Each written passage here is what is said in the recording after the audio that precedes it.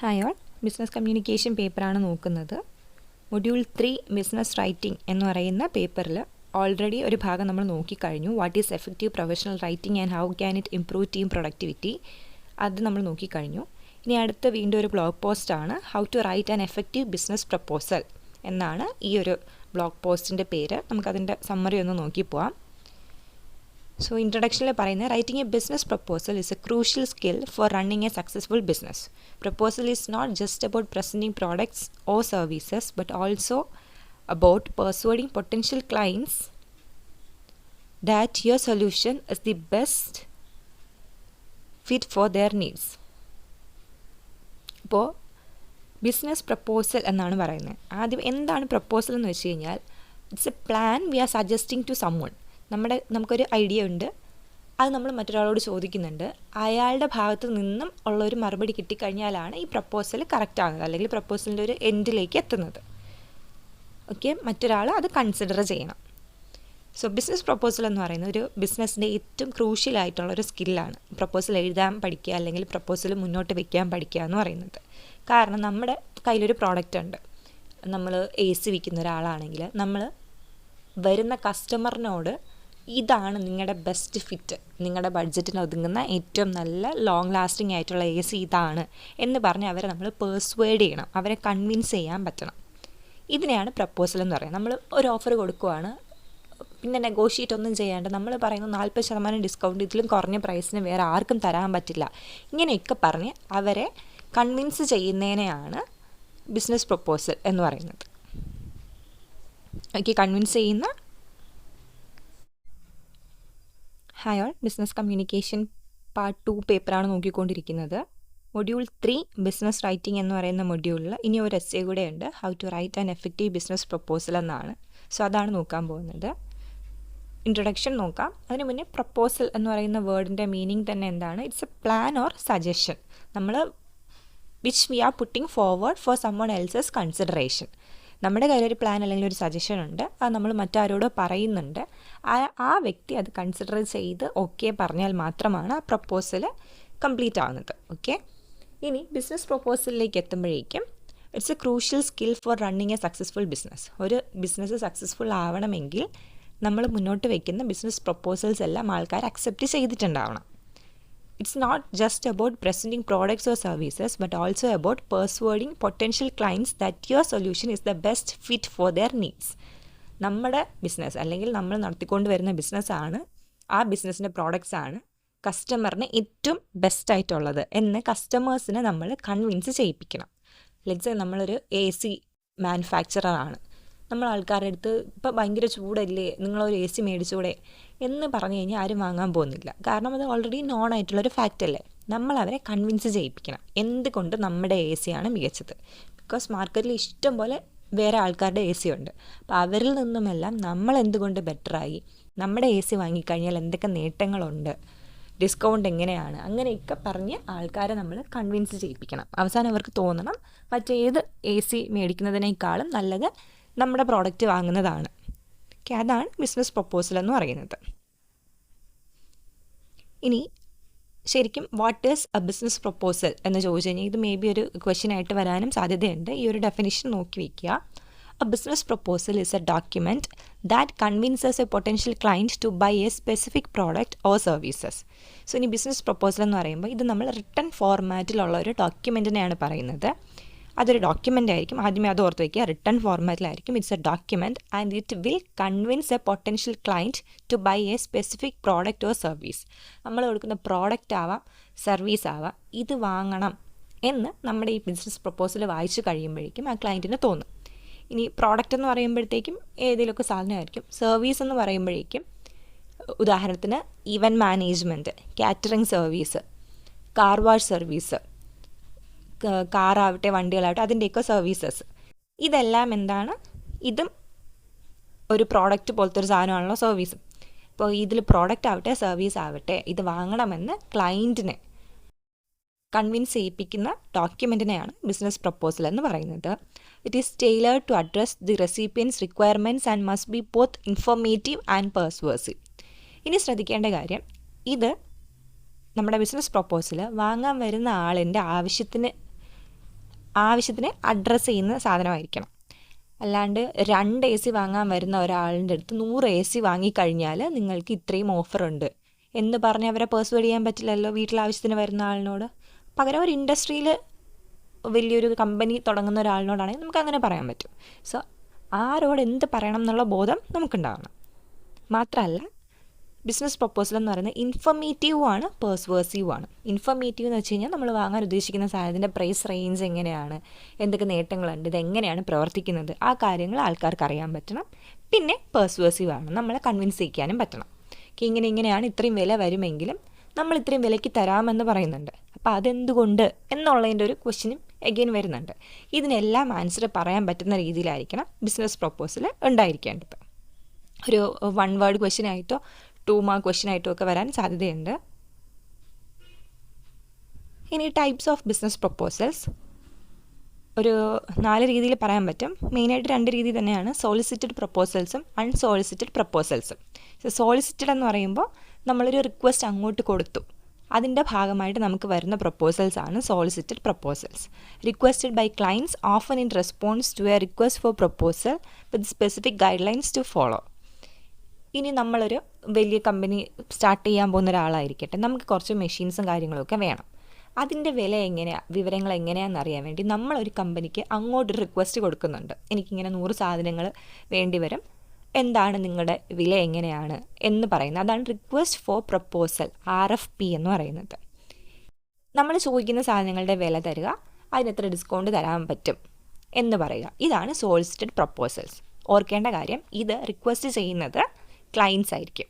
വാങ്ങാൻ നിൽക്കുന്ന ആളാണ് ഇതിനൊരു റിക്വസ്റ്റ് അങ്ങോട്ട് കമ്പനിയിലോട്ട് അയക്കുന്നു, കമ്പനി അതിൻ്റെ മറുപടി തരുന്നതിനെയാണ് സോളിസിറ്റഡ് പ്രൊപ്പോസൽസ് എന്ന് പറയുന്നത്. ഇനി അൺസോളിസിറ്റഡ് പ്രൊപ്പോസൽസ് എന്ന് പറഞ്ഞു കഴിഞ്ഞാൽ ഇതിന് നേരെ ഓപ്പോസിറ്റ്. ക്ലയൻ്റ് ആയിരിക്കില്ല ചോദിക്കുന്നത്, പകരം കമ്പനിയാണ് അപ്രോച്ച് നടത്തുന്നത്. Sent proactively without a request requiring a strong persuasive approach.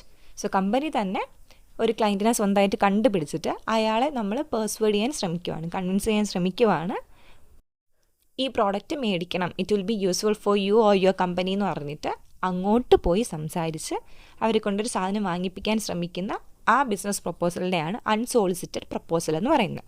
Unsolicited എന്ന് പറയാൻ കാരണം അത് ആരും തന്നെ റിക്വസ്റ്റ് ചെയ്തിട്ടില്ല, നമ്മൾ തന്നെ സ്വന്തമായിട്ട് കമ്പനി അങ്ങോട്ട് കൊടുക്കുന്ന പ്രൊപ്പോസലാണ്. ഇനി ഫോർമൽ പ്രൊപ്പോസലുണ്ട്, ഇൻഫോർമൽ പ്രൊപ്പോസലുണ്ട്. Formal proposals are detailed and used for new clients or large projects, while informal ones are shorter and used in relaxed settings. So formal proposal ഉണ്ട്, ഇൻഫോർമൽ പ്രൊപ്പോസൽ ഉണ്ട്. ഫോർമൽ പ്രൊപ്പോസൽ എന്ന് പറയുന്നത് വളരെ detailed ആയിരിക്കും. പുതിയ ക്ലയൻസിലേക്ക് എത്താനും വലിയ വലിയ പ്രോജക്റ്റിലേക്കുമാണ് ഫോർമൽ പ്രൊപ്പോസൽസ് കൊടുക്കുക. പുതിയതായിട്ട് ഇന്ന് വരെ നമ്മുടെ കമ്പനിയിൽ നിന്നും ഒരു സാധനം വാങ്ങിയിട്ടില്ലാത്ത ഒരാളെ കൺവിൻസ് ചെയ്യാൻ വേണ്ടിയിട്ട്, അപ്പോൾ നമുക്കൊരു പരിചയമില്ലല്ലോ, വളരെ ഫോർമലായിട്ട് തന്നെ പെരുമാറേണ്ടി വരും. അങ്ങനെ ഫോർമലായിട്ട് വളരെ ഡീറ്റെയിൽഡ് ആയിട്ട് അയക്കുന്ന പ്രൊപ്പോസൽസിനെയാണ് ഫോർമൽ പ്രൊപ്പോസൽസ് എന്ന് പറയുന്നത്. പക്ഷേ ഇൻഫോർമൽ എന്ന് പറയുന്നത് കുറച്ചും കൂടി ഷോർട്ടർ ആയിരിക്കും, റിലാക്സ്ഡ് സെറ്റിങ്സ് ആയിരിക്കും. നമ്മളൊരു സ്ഥിരം ക്ലയൻറ്റ്, അവരോട് നമ്മൾ ഒത്തിരി ഡീറ്റെയിൽ ആയിട്ട് വീണ്ടും നമ്മുടെ കമ്പനി ഇങ്ങനെയാണ് അങ്ങനെയാണെന്നൊന്നും പറയേണ്ട കാര്യമില്ലല്ലോ. ഒരു റിലാക്സ്ഡ് സെറ്റിംഗ് ആണ് നമ്മൾ പറയാൻ ഉദ്ദേശിക്കുന്ന കാര്യം. പുതിയൊരു പ്രോഡക്റ്റിൻ്റെ ലോഞ്ച് വന്നിട്ടുണ്ട്, നിങ്ങൾ സ്ഥിരം കസ്റ്റമർ ആയതുകൊണ്ട് ഒരു 20% ഡിസ്കൗണ്ട് തരുന്നു എന്ന് പറഞ്ഞിട്ട് വളരെ ഷോർട്ടായിട്ട് ഇൻഫോർമലായിട്ട് നമുക്ക് ഓൾറെഡി അറിയുന്ന ഒരു ക്ലയൻറ്റിനോട് സംസാരിക്കാൻ പറ്റും. ഓക്കെ, അതാണ് ഫോർമൽ വേഴ്സസ് ഇൻഫോർമൽ പ്രൊപ്പോസൽസ്. അടുത്ത് വരുന്ന കാര്യങ്ങളാണ് business plan versus business proposal. Business plan എന്താണ്, ബിസിനസ് പ്രൊപ്പോസൽ എന്താണെന്ന് നോക്കാം. സോ പ്ലാൻ എന്ന് പറഞ്ഞു കഴിഞ്ഞാൽ നമ്മുടെ ഒരു ഐഡിയ ആയിരിക്കും. പ്രൊപ്പോസൽ എന്ന് പറഞ്ഞു കഴിഞ്ഞാൽ നമ്മളത് മറ്റൊരാൾക്ക് കൊടുക്കുന്ന സജഷനാണ്. A business plan is a broad document outlining a company's strategy and goals primarily for internal use or securing funding. So നമ്മുടെ പ്ലാൻ എന്ന് വെച്ച് കഴിഞ്ഞാൽ നമ്മുടെ ബിസിനസ്സിലേക്ക് ഒരാളുടെ കയ്യിൽ നിന്ന് നമുക്ക് ഫണ്ട് കിട്ടണം, പുതിയൊരു ഇൻവെസ്റ്ററിൻ്റെ അടുത്ത് കൊണ്ടുപോകാനോ, അല്ലെങ്കിൽ എന്താണ് കമ്പനിയുടെ ഗോൾസ്, ഈ വർഷം എത്ര ടാർഗറ്റ് അച്ചീവ് ചെയ്യണം എന്നാണ് ഉദ്ദേശിക്കുന്നത്, അതുമല്ല ഒരു പ്രോഡക്റ്റിൽ എത്ര വരെ നമുക്ക് ഡിസ്കൗണ്ട് കൊടുക്കാൻ പറ്റും, അങ്ങനെയുള്ള കാര്യങ്ങളെല്ലാം കമ്പനിയുടെ ഉള്ളിൽ അറിയാൻ വേണ്ടിയിട്ട് ഇൻറ്റേർണൽ യൂസേജിനുള്ള ഒരു സാധനമാണ് ബിസിനസ് പ്ലാൻ എന്ന് പറയുന്നത്. അത് കമ്പനിയുടെ ആകെ മൊത്തത്തിലുള്ളൊരു ഔട്ട്ലൈൻ സാധനമായിരിക്കും. ഇനി ബിസിനസ് പ്രൊപ്പോസൽ എന്താണെന്ന് വെച്ച് കഴിഞ്ഞാൽ നമ്മൾ ഓൾറെഡി പറഞ്ഞു, അത് ആർക്ക് വേണ്ടിയിട്ടുള്ളതാണ്, ക്ലയൻറ്റിൻ്റെ കയ്യിൽ കൊടുക്കാൻ വേണ്ടിയിട്ടുള്ളതാണ്. ഒരിക്കലും നമ്മൾ നമ്മുടെ ബിസിനസ് പ്ലാൻ ക്ലയൻറ്റിൻ്റെ കയ്യിൽ കൊടുക്കത്തില്ല. ഇത്ര രൂപ നമുക്ക് ലാഭം കിട്ടണം, ഏത് പ്രോഡക്റ്റ് വിറ്റ് കഴിഞ്ഞാൽ 5000 രൂപ നമുക്ക് ലാഭം കിട്ടണം, ഇത് നമ്മുടെ ബിസിനസ് പ്ലാനാണ്. പക്ഷെ നമ്മൾ പ്രൊപ്പോസലായിട്ട് പറയുമ്പോഴോ നമ്മൾ ഇത്രയും രൂപയ്ക്ക് വിൽക്കുന്ന സാധനം നിങ്ങൾക്ക് നമ്മൾ 5000 രൂപ കുറച്ച് തരാം, അങ്ങനെയേ പറയത്തുള്ളൂ. ഓക്കെ, രണ്ടിൻ്റെ ഡിഫറൻസ് മനസ്സിലായോ? Plan is for the internal purposes inside the company, പക്ഷേ proposal is for the clients. ആ ഒരു വ്യത്യാസം ഓർത്ത് വെച്ചോണേ. ഇനി ബിസിനസ് പ്രപ്പോസലിനകത്ത് വരുന്ന ഒബ്ജക്റ്റീവ്സ് എന്തൊക്കെയാണെന്ന് നോക്കാം. 4 മെയിൻ ഒബ്ജക്റ്റീവ്സ് ആണ് നമുക്കുള്ളത്. ഒന്ന്, ടു പേഴ്സ്വേഡ്. പേഴ്സ്വേഡ് എന്ന് പറയുമ്പോഴത്തേക്കും കൺവിൻസ് ചെയ്യുക. Convince the client that your solution is the best fit. ഇതിനപ്പുറത്തേക്ക് ഇനി ഒരു നല്ല ഓഫർ കിട്ടത്തില്ല എന്ന ആൾക്കാരെ കൺവിൻസ് ചെയ്യണം. അതാണ് ആദ്യത്തെ objective. Then we have another object, to inform. Provide clear details about the proposed solution. നമ്മൾ ഇൻഫോം ചെയ്യണം, മുഴുവൻ കാര്യങ്ങളും നമ്മൾ ഇൻഫോം ചെയ്യണം. ഇപ്പോൾ പരസ്യങ്ങളൊക്കെ ശ്രദ്ധിക്കുന്നുണ്ടെങ്കിൽ കണ്ടീഷൻസ് അപ്ലൈഡ്, ഭയങ്കര ഫ്രീ ആണ്, എല്ലാവർക്കും ഫ്രീ ആണെന്നൊക്കെ പറയും. പക്ഷെ അവസാനം കണ്ടീഷൻസ് അപ്ലൈഡ് എന്നിട്ടുണ്ടാവും. അതിനകത്ത് ഹിഡൻ ആയിട്ടുള്ള എന്തോ ഒരു കാര്യം വെച്ചിട്ടുണ്ടാവും. പക്ഷേ ബിസിനസ് പ്രപ്പോസൽ കൊടുക്കുന്ന സമയത്ത് നമ്മൾ അങ്ങനത്തെ ഒരു ഹിഡൻ കാര്യങ്ങളും വെക്കാൻ പാടില്ല. വളരെ ഡീറ്റെയിൽ ആയിട്ട് ക്ലിയർ ആയിട്ട് നമ്മൾ കാര്യം ക്ലയൻസിന് മനസ്സിലാക്കി കൊടുക്കണം. സോ അതാണ് രണ്ടാമത്തെ objective, to inform. To establish credibility. Demonstrate expertise and understanding of client needs. So ഈ ക്ലയൻറ്റിൻ്റെ കാര്യം പറയുമ്പോൾ തന്നെ പുതിയൊരു ക്ലയൻ്റ് ആയിരിക്കും, നമുക്കൊരു അറിവുണ്ടായിരിക്കില്ല ആ ക്ലയൻറ്റിനെ പറ്റിയിട്ടോ അല്ലെങ്കിൽ ആ ക്ലയൻറ്റിൻ്റെ കമ്പനീനെ പറ്റിയിട്ടോ. പക്ഷേ അതെല്ലാം നമ്മൾ കൃത്യമായിട്ട് പഠിച്ചിട്ട് വേണം നമ്മുടെ പ്രപ്പോസൽസ് അയക്കാൻ. അപ്പോൾ ഇങ്ങനെ ഉണ്ടല്ലോ, നിങ്ങളുടെ ഈ കമ്പനിയിലേക്ക് ഇത് ഉപകാരപ്പെടും എന്ന് പറഞ്ഞിട്ട് സംസാരിക്കുമ്പോഴത്തേക്കും ഒരു ക്രെഡിബിലിറ്റി ഉണ്ടാകും. ക്രെഡിബിലിറ്റി എന്ന് പറയുമ്പോഴത്തേക്കും ഒരു ലോയൽറ്റി അല്ലെങ്കിൽ ഒരു വിശ്വാസ്യത, നമ്മൾ വിശ്വസിക്കാൻ പറ്റുന്ന ഒരു കമ്പനിയാണെന്ന് നമ്മുടെ ക്ലയൻറ്റിനെ മനസ്സിലാക്കി കൊടുക്കണം. നമ്മൾ അവരെ നേരിട്ട് കാണുന്നില്ല, ഈ ജസ്റ്റ് ബിസിനസ് പ്രപ്പോസലിലൂടെയാണ് നമ്മൾ ആദ്യമായിട്ട് ആ ക്ലയൻറ്റിനെ കാണുന്നത്. അപ്പോൾ അവർക്ക് നമ്മളെ ഈ ഒരു പ്രപ്പോസൽ വായിക്കുമ്പോൾ തന്നെ നമ്മളിലൊരു വിശ്വാസ്യത, ഒരു ക്രെഡിബിലിറ്റി തോന്നണം. Then to initiate dialogue. Encourage further discussions and negotiations. ഈ ഒരു നമ്മുടെ പ്രപ്പോസൽ വായിച്ചു കഴിയുമ്പോൾ തന്നെ ഈ ക്ലയൻറ്റിന് നമ്മുടെ അടുത്ത് ഇങ്ങോട്ടൊരു സംസാരിക്കാൻ തോന്നണം, അല്ലെങ്കിൽ ഒന്ന് കോൺടാക്റ്റ് ചെയ്യാം, ഒന്ന് കമ്മ്യൂണിക്കേറ്റ് ചെയ്തേക്കാം. ഏതെങ്കിലും ഒരു സാധനം വാങ്ങുന്നതിന് മുന്നേ ഇവിടെ ഒന്ന് അന്വേഷിച്ചേക്കാം എന്ന് തോന്നുന്ന ലെവലിലായിരിക്കണം ഇവരുടെ സംസാരം. അതായത് ഈ ബിസിനസ് പ്രപ്പോസൽ നമ്മൾ അങ്ങനെയാണ് എഴുതി ചിട്ടപ്പെടുത്തേണ്ടത്. In order to encourage further discussions and negotiations. ഡിസ്കഷൻസും ആവാം, നെഗോഷിയേഷൻസും. ഇപ്പോൾ നമ്മൾ മേ ബി 10% ഡിസ്കൗണ്ട് കൊടുക്കാം എന്ന് പറഞ്ഞിട്ട് ഒരു പ്രപ്പോസൽ അയക്കുന്നു. അവർ തിരിച്ച് ചോദിക്കുന്നുണ്ട്, ഒരു 15% തരുന്നുണ്ടെങ്കിൽ ഞങ്ങൾ വാങ്ങാം എന്ന് പറയുന്നു. സോ ഈ മേടിക്കുക എന്ന് പറയുമ്പോൾ നമ്മൾ വീണ്ടും അങ്ങോട്ടും ഇങ്ങോട്ടും സംസാരിക്കുന്നുണ്ട്. 15 പറ്റത്തില്ല, നിങ്ങൾക്ക് ഞങ്ങളുടെ ഫസ്റ്റ് ഇതായിട്ട് ഒരു 12% തരാമെന്ന് പറയുന്നു. അങ്ങനെ പോകുന്നതാണ് നെഗോഷിയേഷൻസ്. സോ ഈ 4 ഒബ്ജക്റ്റീവാണ് ഒരു ബിസിനസ് പ്രപ്പോസലിനുള്ളത്. To persuade, to inform, to establish credibility and to initiate dialogue. Then what are the essential elements of a business proposal? So already പറഞ്ഞു, ഇതൊരു ഡോക്യുമെൻ്റ് ആണ്. അപ്പോൾ എന്തൊക്കെയാണ് ആ പേജിനകത്ത് ഉണ്ടാവുക എന്ന് വെച്ച് കഴിഞ്ഞാൽ, a title page and table of contents, professional presentation for easy navigation. ഇനി കുറച്ചും കൂടി ഒരു ഓർക്കാൻ വേണ്ടിയിട്ട് പറഞ്ഞു തരികയാണെങ്കിൽ, നമ്മൾ ഏതെങ്കിലും ഒരു പ്രോഡക്റ്റ് മേടിച്ചിട്ട് വരുമ്പോഴത്തേക്കും ഒരു യൂസർ മാനുവൽ ഉണ്ടാവും. അതിൻ്റെ ഫ്രണ്ടിൽ ഒരു ടേബിൾ ഓഫ് കണ്ടൻസ് ഉണ്ടാവും, എങ്ങനെയാണ് ഈ സാധനം സെറ്റ് ചെയ്യേണ്ടത്. ഇപ്പോൾ ഒരു മൊബൈൽ ഫോൺ ആണെങ്കിൽ ഇൻസേർട്ട് സിം ഓപ്ഷൻ എവിടെയാണ്, സ്ക്രീൻ ഗാർഡ് എങ്ങനെ ഒട്ടിക്കണം എന്നുള്ള ഓപ്ഷൻസ് എല്ലാം അതിൻ്റെ ഉള്ളിൽ ഒരു ഫ്രണ്ടിൽ കണ്ടൻസ് ടേബിൾ ഉണ്ടാവും. അതുപോലെ ബിസിനസ് പ്രപ്പോസലിനകത്തും ഒരു കണ്ടൻസ് ടേബിൾ ഉണ്ടായിരിക്കണം. Then there should be an executive summary. എന്താണ് കമ്പനി വിൽക്കുന്ന പ്രോഡക്റ്റ്സ് എന്താണ്, ആ കാര്യങ്ങളെല്ലാം അതിൻ്റെ ഉള്ളിൽ വരും. A problem statement, clearly define the issue the proposal addresses. So ഒരു പ്രോബ്ലം സ്റ്റേറ്റ്മെൻറ്റ്, നമ്മൾ എന്താണ് വിൽക്കാൻ ഉദ്ദേശിക്കുന്നത്. അപ്പോൾ നമ്മൾ എപ്പോഴും വിൽക്കേണ്ടത് സൊല്യൂഷൻസ് ആണ്. സൊല്യൂഷൻസ് വിൽക്കണമെങ്കിൽ ആദ്യം ഒരു പ്രോബ്ലം ഉണ്ടാകണം. ഇപ്പോൾ ഇന്നൊരു കമ്പനി നിങ്ങളിപ്പോൾ നഷ്ടത്തിൽ പൊയ്ക്കൊണ്ടിരിക്കുന്നു, അല്ലെങ്കിൽ നിങ്ങളുടെ കമ്പനിയിൽ വരുന്ന ആൾക്കാർക്ക് ഇങ്ങനത്തെ ബുദ്ധിമുട്ടില്ലേ, വിൽ ഹെൽപ്പ് വിത്ത് ദാറ്റ് എന്ന് പറയുന്നത്. ഇപ്പോൾ ഒരു ഇവൻറ്റ് മാനേജ്മെൻറ്റ് കമ്പനിയാണെങ്കിൽ അവർ മെയിൻലി പറയുന്നത്, നിങ്ങൾ കുടുംബക്കാർ ചേർന്ന് കല്യാണം നടത്തി കഴിയുമ്പോഴത്തേക്കും കുടുംബക്കാർക്ക് കല്യാണം കാണാൻ പറ്റുന്നില്ല, ആൾക്കാരെല്ലാം ബന്ധുക്കൾ വിളമ്പിക്കൊണ്ട് നടക്കേണ്ടി വരും, പെണ്ണിനും ചെക്കനും ടെൻഷനായിരിക്കും, ഈ കാര്യങ്ങളൊന്നുമില്ല, ഞങ്ങളെ ഏൽപ്പിച്ച് കഴിഞ്ഞാൽ ഞങ്ങളതെല്ലാം സെറ്റാക്കി കൈത്തരും എന്ന് പറയുന്നു. അതാണ് അവരുടെ ഒരു problem statement. And the proposed solution. So എങ്ങനെയാണ് നമ്മുടെ സൊല്യൂഷൻ ക്ലയൻറ്റിൻ്റെ നീഡ്സിനെ എല്ലാം മീറ്റ് ചെയ്യുന്നത്. സോ ഈ പറഞ്ഞൊരു കാര്യം, കല്യാണ സമയത്ത് ആർക്കും ടെൻഷൻ അടിച്ചിരിക്കാൻ താല്പര്യം ഉണ്ടാവില്ല, ഒരാളിനെ ഏൽപ്പിച്ച് കഴിഞ്ഞാൽ സമാധാനം ഉണ്ടല്ലോ എന്ന് കരുതും. സോ അതാണ് ആ ഒരു proposed solution. Then pricing and terms. എത്ര രൂപയാണ്, എന്താണ് ഇതിൻ്റെ ഒരു കോസ്റ്റ് വരുന്നത്, പിന്നെ ടേംസ് എന്തൊക്കെയാണ്. നേരത്തെ പറഞ്ഞ പോലെ ഹിഡൻ ആയിട്ടുള്ള ടേംസ് ആൻഡ് കണ്ടീഷൻസ് ഒന്നും ഉണ്ടാവാൻ പാടില്ല, എല്ലാം കൃത്യമായിട്ട് തന്നെ അതിൻ്റെ ഉള്ളിൽ നമ്മൾ പ്രപ്പോസ് ചെയ്തിട്ടുണ്ടാവണം. Then qualifications and experience, showcase expertise and past successes. ഇനി പറയുവാണെങ്കിൽ ഞങ്ങളാണ് ഇത്രയും വലിയ സെലിബ്രിറ്റി വെഡ്ഡിങ്സ് ഞങ്ങൾ എടുത്തിട്ടുണ്ട്, അല്ലെങ്കിൽ 2000-3000 പേർക്ക് ഞങ്ങൾ കാറ്ററിംഗ് കൊടുത്തിട്ടുണ്ട്, അതുകൊണ്ട് തന്നെ 500 പേർക്ക് കേറ്റർ ചെയ്യാൻ ഞങ്ങൾക്ക് വലിയ ബുദ്ധിമുട്ടുണ്ടാവില്ല. അങ്ങനെ ക്വാളിഫിക്കേഷൻസ് പറയണം. Then call to action and closing remarks. അവസാനം കൃത്യമായിട്ട് നമ്മുടെ ക്ലയൻറ്റിന് ഇത് വായിച്ച് കഴിയുമ്പോൾ തോന്നണം ഇവരെ ഒന്ന് മീറ്റ് ചെയ്തേക്കാം അല്ലെങ്കിൽ ഇവർക്കൊരു ചാൻസ് കൊടുത്തേക്കാം എന്ന് തോന്നണം.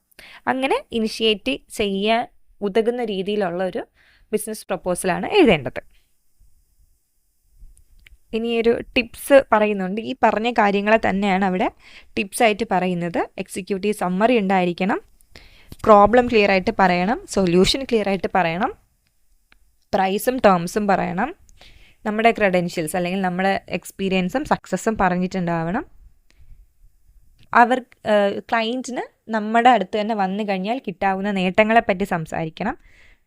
അവസാനം ചെയ്യേണ്ട ഒരു കാര്യം എന്ന് പറഞ്ഞാൽ പ്രൂഫ് റീഡിങ് കൃത്യമായിട്ട് വായിച്ചിട്ടുണ്ടാവും. നമ്മൾ പറഞ്ഞ ഒരു കാര്യവും തെറ്റിപ്പോയിട്ടില്ല, പ്രൈസ് തെറ്റിപ്പോയിട്ടില്ല. ഈവൻ പ്രൈസിങ്ങിൻ്റെ കാര്യത്തിലാണെങ്കിൽ ഒരു 0 അങ്ങോട്ടും ഇങ്ങോട്ടും മാറിക്കഴിഞ്ഞാൽ ലക്ഷങ്ങൾ കോടികളാവും. സോ അതൊക്കെ വളരെ കൃത്യമായിട്ട് പ്രൂഫ് റീഡ് ചെയ്തിട്ട് വേണം ഒരു ഡോക്യുമെൻ്റ് സെൻഡ് ചെയ്യാൻ. Then design and presentation. കാണുമ്പോൾ തന്നെ അത് വായിക്കാൻ തോന്നണം.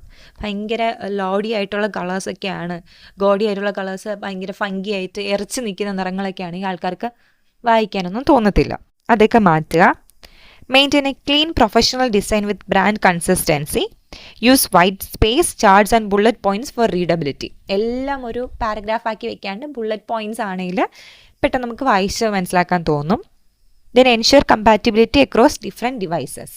ഇത് ശ്രദ്ധിക്കേണ്ട ഒരു കാര്യമാണ്. ഓൺലൈനായിട്ട് അയക്കുമ്പോഴേക്കും ചില ആൾക്കാരുടെ കയ്യിൽ എപ്പോഴും സിസ്റ്റം ഉണ്ടായിന്ന് വരില്ല, അവർ മൊബൈലിലായിരിക്കും ഓപ്പൺ ചെയ്യുക. അപ്പോൾ നമ്മൾ അയക്കുന്ന ഡോക്യുമെൻ്റ് മൊബൈലിൽ സപ്പോർട്ട് ചെയ്യത്തില്ല, മാക് ബുക്കിൽ മാത്രമേ സപ്പോർട്ട് ചെയ്യൂ. അങ്ങനെ ആണെങ്കിൽ അത് ബുദ്ധിമുട്ടായിട്ട് വരും. സോ അത് ഒഴിവാക്കുക. ഇനി കോമൺ ആയിട്ടുള്ള മിസ്റ്റേക്സ് എന്ന് പറയുന്നത് ഓവർ കോംപ്ലിക്കേറ്റഡ് ലാംഗ്വേജ്.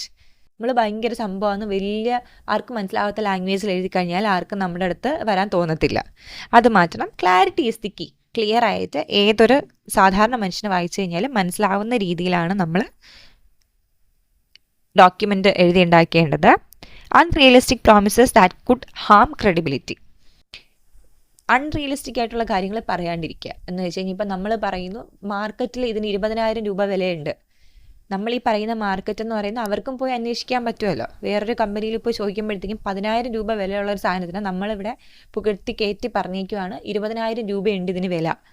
അപ്പം തന്നെ നമ്മുടെ ക്രെഡിബിലിറ്റി പോകുമല്ലോ. നമ്മൾ പറയുവാണ് 20,000 രൂപ വിലയുള്ള സാധനം നമ്മൾ നിങ്ങൾക്ക് 2,000 രൂപയ്ക്ക് തരും എന്ന് ഇവർ പുറത്ത് അന്വേഷിക്കുമ്പോൾ തന്നെ മനസ്സിലാവും ഇതിന് 20,000 രൂപയൊന്നും വിലയില്ലാന്ന്. അപ്പം തന്നെ നമ്മൾ കള്ളന്മാരാണ്, ഫ്രോഡുകളാണെന്ന് തോന്നും. സോ അത് ഒഴിവാക്കുക. Using a generic proposal instead of tailoring it to the client. കുറച്ചും കൂടി ഒന്ന് ജനറിക് ആയിരിക്കണം. ക്ലയൻറ്റിനും കൂടി ഇടപെടാനുള്ളൊരു ഇടം വെച്ചേക്കണം. ഇപ്പോൾ നമുക്ക് ഒരു സാധനം 20% ഡിസ്കൗണ്ടിന് നമുക്ക് കൊടുക്കാൻ പറ്റും. നമ്മൾ പറയുവാണ് 20% ഡിസ്കൗണ്ടിന് നമ്മൾ തരാം. ആദ്യമേ നമ്മൾ അങ്ങനെ പറഞ്ഞു കഴിഞ്ഞാൽ ക്ലയൻറ്റിന് അവിടെ പിന്നെ ക്ലയൻറ്റ് വന്ന് പറയുന്നു എന്നാൽ എനിക്ക് 25% ഡിസ്കൗണ്ട് വേണം, അത് നമുക്ക് കൊടുക്കാനും പറ്റില്ല. അപ്പോഴത്തേക്ക് നമുക്കത് നഷ്ടമാവും. സോ നമ്മൾ എന്ത് ചെയ്യണം, ആദ്യമേ നമ്മൾ പറയുന്നു നമ്മളൊരു 10% ഡിസ്കൗണ്ടിൽ തരാം. സോ അപ്പോൾ ക്ലയൻറ്റ് വരുന്നു, ക്ലയൻറ്റുമായിട്ട് സംസാരിക്കുന്നു, ക്ലയൻറ്റ് ഒരു 15 പറയുന്നു, ക്ലയൻറ്റ് 20 പറയുന്നു, 25 പറയുന്നു. അപ്പോൾ നമുക്ക് നമ്മൾ ഉദ്ദേശിച്ച മാർജിനായിട്ടുള്ള 20 എന്നുള്ള മാർജിനിൽ സാധനം വിൽക്കാൻ പറ്റും. Grammar errors that reduce professionalism. ഇത് വളരെ ശ്രദ്ധിക്കേണ്ട ഒരു കാര്യമാണ്. എന്ത് ക്ലയൻറ്റുമായിട്ട് ഉള്ള ഏത് രീതിയിൽ വരുന്ന കോൺവെർസേഷൻസും ഗ്രാമാറ്റിക്കലി ഓക്കെ ആയിരിക്കണം. അത് ചെക്ക് ചെയ്യണം. സോ ഇത്രയാണ്. ഇനി ഞാൻ മനസ്സിലാവാൻ വേണ്ടിയിട്ട് ഒരു ബിസിനസ് പ്രപ്പോസൽ അവിടെ കൊടുത്തിട്ടുണ്ട്. നമ്മളൊരു പ്രീമിയം നോട്ട്ബുക്ക് സെറ്റ് വിൽക്കുന്ന ആളാണെന്ന് കരുതുക. പ്രപ്പോസലിൽ ടു ക്ലയൻറ്റ് നെയിം കൊടുക്കണം, ഫ്രം നമ്മുടെ നെയിം, നമ്മുടെ കമ്പനിയിലുള്ള പൊസിഷൻ. ഇപ്പോൾ അസിസ്റ്റൻറ്റ് മാനേജർ ആണെങ്കിൽ അസിസ്റ്റൻറ്റ് മാനേജർ പ്രീമിയം നോട്ട്ബുക്സ് എന്ന് കൊടുക്കാം. അല്ല മാനേജർ ആണെങ്കിൽ മാനേജറിൻ്റെ ഡെസിഗ്നേഷൻ തന്നെ കൊടുക്കാം, കമ്പനിയുടെ പേര്, ഡേറ്റ്. ഇനി സബ്ജക്റ്റ് കൊടുത്തിട്ടുണ്ടാവണം. Proposal to supply your team with our new premium notebook set. ഏതോ വേറൊരു കമ്പനിയിലേക്ക് നമ്മുടെ പുതിയ പ്രീമിയം നോട്ട്ബുക്ക് സെറ്റ് വിൽക്കുക എന്നുള്ളതാണ് നമ്മുടെ ഉദ്ദേശം. ഡിയർ ക്ലയൻറ്റിൻ്റെ നെയിം നമ്മളവിടെ ഇൻസേർട്ട് ചെയ്യണം. ഈ മെസ്സേജ് അയക്കുന്നതൊക്കെ പറ്റിയിട്ട് ഒരു ചെറിയൊരു ഇൻട്രോ കൊടുക്കുന്നുണ്ട്. പുതിയൊരു പ്രോഡക്റ്റ് ഇൻട്രൊഡ്യൂസ് ചെയ്യാനെന്ന് അവിടെ പറയുന്നുണ്ട്. കണ്ട അവിടുത്തെ ലൈൻ ശ്രദ്ധിച്ചായിരുന്നു. The premium notebook set design to combine functionality elegance and sustainability for the modern professional.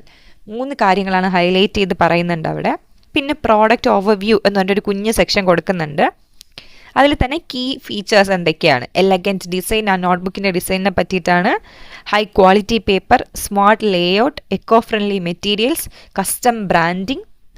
നോട്ട്ബുക്കിന് ഇപ്പോൾ ക്ലാസ്മേറ്റ് നോട്ട്ബുക്കിലേക്ക് ഫ്രണ്ടിൽ നമ്മൾ കൊടുക്കുന്ന പിക്ചർ കവർ പേജ് ആയിട്ടൊക്കെ വരും. സോ അതാണ് ആ ഒരു കസ്റ്റം ബ്രാൻഡിങ് ഒക്കെ വരുന്നത്. ഇങ്ങനത്തെ എല്ലാ കാര്യങ്ങളും ഹൈലൈറ്റ് ചെയ്ത് ബുള്ളറ്റിൻ പോയിന്റ്സ് പോലെ പോയിന്റ് വൈസ് കൊടുത്തേക്കുവാണ്. ഇതെല്ലാം പാരഗ്രാഫിൻ്റെ ഉള്ളിൽ കടന്നു കഴിഞ്ഞാൽ നമുക്ക് വായിക്കാൻ തോന്നത്തില്ല.